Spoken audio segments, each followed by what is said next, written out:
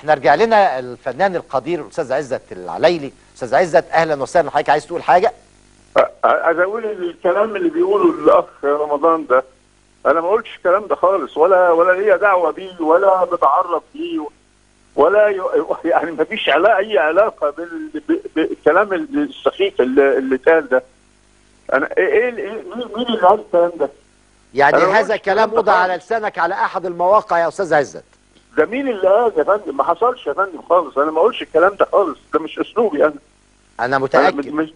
مش ده الستايل بتاعي انا، ولا ده اسلوبي، ولا انا اهاجم اي حد، ولا ده حاجه غريبه جدا جدا. يعني لو في حد تبرع واتكلم على لساني، ولا يعني شيء سخيف جدا وبايخ، يعني حاجه غريبه جدا جدا. يعني انت حضرتك بتنفي ان انت تكون تعرضت للفنان محمد رمضان باي نقد او باي حاجه؟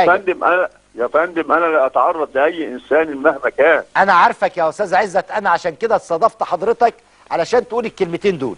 يا فندم ده من سبع المستحيلات، انا لا اتكلم عن اي حد خالص بالمره.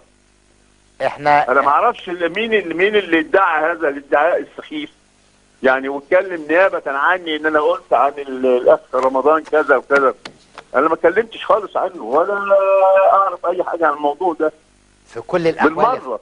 في كل الاحوال يعني تلك الفرصه حضرتك لتوضيح موقف، وانت مش محتاج اساسا لتوضيح موقف، لانك لست في موقف او في اي شيء. انت عمنا وانت استاذنا، ونحن نستفيد منك، ولك تقديرنا واحترامنا يا فندم.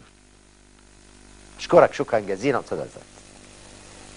بعد الفاصل معايا فقره مهمه جدا استاذ احمد عبده ماهر، وكلام كتير جدا جدا، بنصحح اشياء كثيره جدا حتى لا نظل اسير التراث والتراث المغمور.